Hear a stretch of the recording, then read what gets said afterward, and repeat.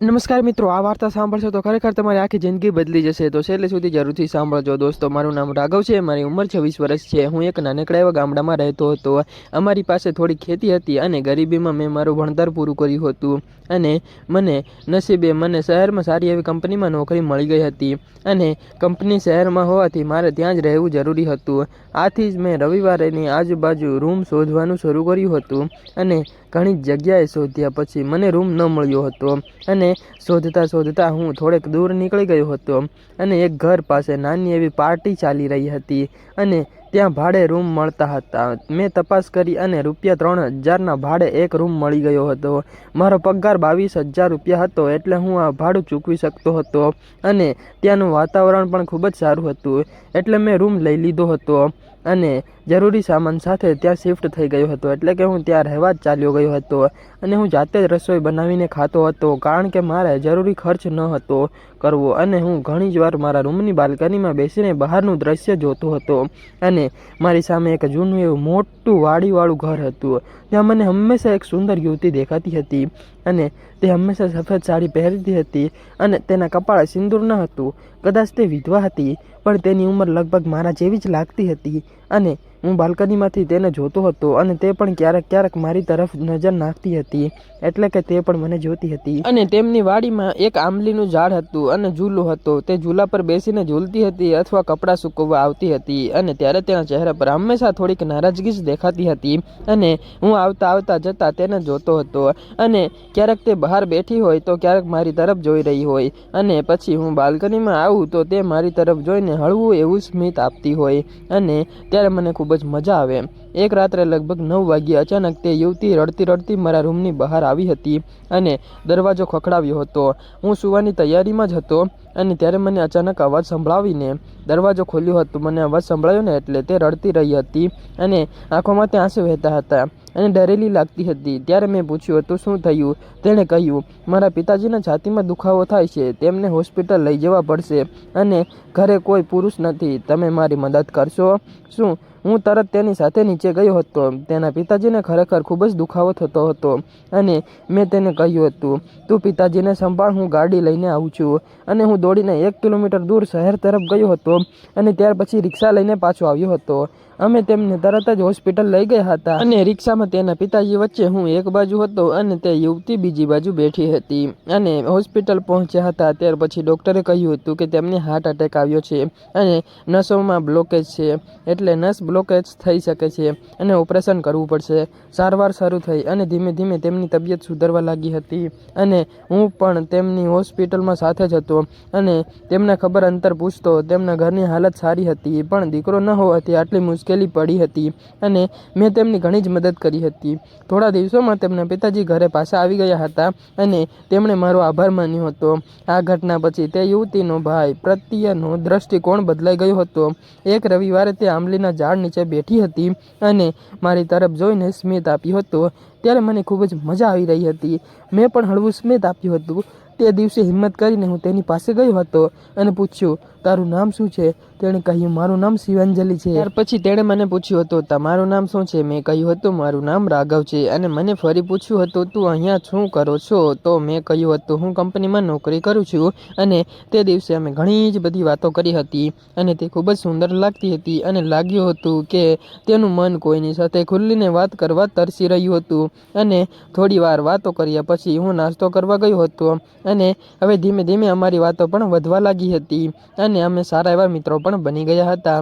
અને એક દિવસ તો તે આંબલીના ઝાડ નીચે બેઠી હતી, પણ ત્યારે ખૂબ જ ઉદાસ દેખાતી હતી. એટલે હું તેની પાસે ગયો હતો અને કહ્યું હતું, આજે તું ખૂબ જ નારાજ લાગે છે, તારા સુંદર ચહેરા પર ઉદાસી મને નથી ગમતી.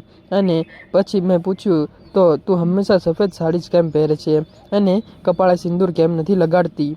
ત્યારે આ સાંભળીને તે રડવા લાગી હતી અને મને કહેવા લાગી હતી, મારા લગ્નને માત્ર 6 મહિના થયા હતા અને એક દિવસ અમે ફરવા ગયા હતા અને ત્યારે ગાડીનો અચાનક જ અકસ્માત થયો હતો અને મારા પતિના માથામાં ગંભીર ઈજા થઈ હતી અને હોસ્પિટલમાં સારવાર ચાલી હતી, પણ તેમનું અવસાન થઈ ગયું હતું. અને ત્યાર પછી હું હવે વિધવા છું અને હવે એકલી જ રહું છું. મેં તેને દિલાસો આપતા કહ્યું હતું, નકારાત્મક વિચાર ન કર, તારા નસીબમાં કોઈ સારો પતિ જરૂર હશે. પછી તેણે મારા વિશે પૂછ્યું હતું અને કહ્યું કે તારે કોઈ ગર્લફ્રેન્ડ છે? મેં કહ્યું ના. તેણે પૂછ્યું, લગ્ન માટે કોઈ છોકરી જોઈશ? મેં કહ્યું હા જોઉં છું, પણ કોઈ સારી છોકરી નથી મળતી. ત્યારે તેણે સ્મિત સાથે કહ્યું હતું, તારે કેવી છોકરી જોઈએ છે? મેં તેની તરફ જોઈને કહ્યું હતું, તારા જેવી સુંદર અને સમજદાર છોકરી મળે તો બહુ જ સારું.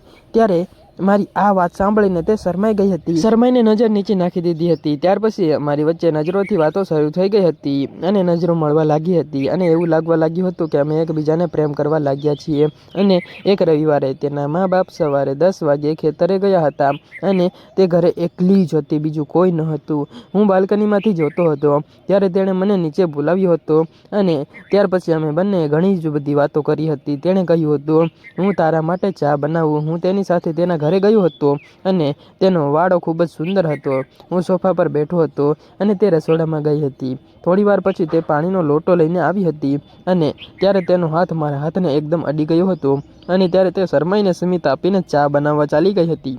તેની શરારતી સ્મિતે મારા દિલમાં તોફાન મચાવી દીધું હતું અને હું ધીમે ધીમે રસોડામાં ગયો હતો.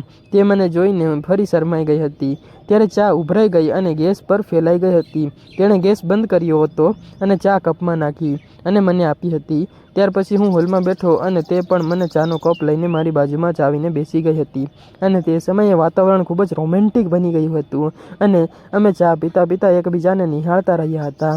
ત્યારે મેં ખાલી કપ આપતી વખતે તેનો હાથ પકડીને તેને મારી તરફ ખેંચી હતી અને ત્યારે તે મારી નજીક આવી ગઈ હતી અને ત્યાર મારી આંખોમાં જોવા લાગી હતી. તે પહેલાં મેં તેને ફરીવાર બાહોમાં ભરી લીધી હતી અને અમે ઘણી જ વાર એકબીજાને ગળે લગાડ્યા હતા અને એવી જ રીતે ઊભા રહી ગયા હતા અને અમે છૂટા પડ્યા ત્યારે અમને એક ખ્યાલ આવ્યો હતો કે અમે ખરેખર એકબીજાને પ્રેમ કરીએ છીએ અને પસંદ કરીએ છીએ.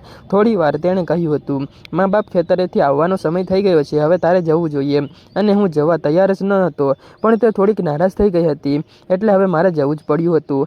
હવે તેના વગર મારું મન નહોતું લાગતું અને તે મને ખૂબ જ પ્રિય લાગવા લાગી હતી, એટલે કે મને ગમવા લાગી હતી. તેનું દિલ ખૂબ જ મોટું હતું અને તે પ્રેમથી વાત કરતી હતી અને એકબીજાને સમજવા લાગ્યા હતા. હવે તો અમે બંને રોજ સાંજે અમે આંબલીના ઝાડ નીચે મળતા હતા અને વાતો કરતા હતા.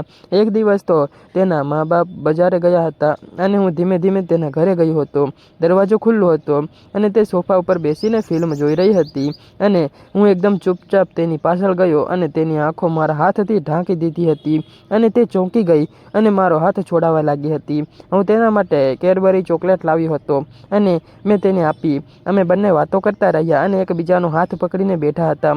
અમને ખબર જ ન પડી કે સમય ક્યારે વીતી ગયો અને ક્યારે એકદમ અચાનક સમય એટલો બધો વયો ગયો. અચાનક તેના મમ્મી પપ્પા આવી ગયા અને અમને બંનેને હાથ પકડેલી હાલતમાં જોઈ લીધા હતા. ત્યારે તેમને ખૂબ જ ખરાબ લાગ્યું હતું અને તેઓ તેની દીકરી પર ગુસ્સે થયા હતા, પણ મને કશું જ ન બોલ્યા અને મેં તરત જ કહ્યું હતું, મામા મને માફ કરો, પણ એમાં તમારી દીકરીની કોઈ પણ ભૂલ નથી અને અમે બંને એકબીજાને ખરેખર પ્રેમ કરીએ છીએ અને પસંદ પણ કરીએ છીએ અને હવે અમે બંને લગ્ન કરવા માંગીએ છીએ.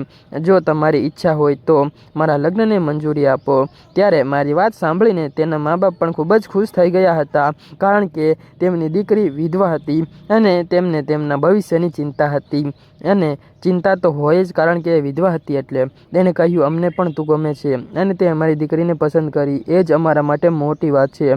પછી મારા મા બાપને બોલાવ્યા હતા અને તેમને બધું જ કહ્યું હતું. આ છોકરી પહેલાં લગ્ન કરેલા હતા, પણ 6 મહિના પહેલાં તેમના પતિનું અચાનક જ અવસાન થઈ ગયું હતું અને મારા મમ્મી પપ્પાને પણ કોઈ વાંધો જ ન હતો અને ત્યાર પછી તેમણે પણ શિવાંજલિ ગમી હતી અને અમારા લગ્ન ધામધૂમથી થઈ ગયા હતા અને હવે મારે મગજમાં જે હતું એ બધું જ પૂરું થઈ ગયું હતું. સપનાઓ, હું તેના વાડામાં જ રહું છું, કારણ કે તેમની પાસે દીકરો ન હતો તો તેમને દીકરો મળ્યો હતો અને મને તેમની દીકરીને પતિ અને મને પણ એક સુંદર સમજદાર પત્ની મળી ગઈ. હવે અમને એક પ્યારો એવો દીકરો પણ થયો છે જે દેખાવે તેની માં જેવો જ છે અને તેના મા બાપ પોતાના નાનીને રમતો જોઈને ખૂબ જ ખુશ થઈ ગયા હતા અને મારા મા બાપ પણ અઠવાડિયામાં 1-2 વાર પોતાના પુત્રને જોવા માટે આવે છે અને હવે અમારો સંસાર ખૂબ જ સુખ અને આનંદથી ચાલે છે અને અમને હંમેશા અમારા શરૂઆતની મુલાકાત તો હવે યાદ આવે હતા છે અને અમે શું શું કરતા એ બધું જ યાદ આવતું હતું. એ દિવસો ખરેખર ખૂબ જ સુંદર હતા. શું તમારા જીવનમાં પણ આવા કોઈ ખાસ દિવસો આવ્યા છે તો કમેન્ટમાં જરૂરથી બતાવજો મને. આવી અનમોલ ક્ષણોને ક્યારેક ચૂકશો નહીં. આ વાર્તા તમને કેવી લાગી મિત્રો કમેન્ટમાં જરૂરથી જણાવજો. અને ખરેખર જો મિત્રો તમને ખબર પડી હોય તો મિત્રો મજા આવી હોય વિડીયો સાંભળવાની અને ચેનલને લાઈક કરી દેજો અને શેર પણ કરી દેજો વિડીયોને. ઓકે મિત્રો, સબસ્ક્રાઇબ કરવાનું ભૂલી ન જતા મિત્રો. વિડીયો બનાવવામાં મહેનત લાગે છે. વાર્તામાં આવેલા નામ પાત્ર અને ઘટના બધું ફક્ત કાલ્પનિક છે. તેનો કોઈ પણ જાતિ વ્યક્તિ સાથે ધર્મ કે કોઈ પણ સાથે સંબંધ હોતા નથી.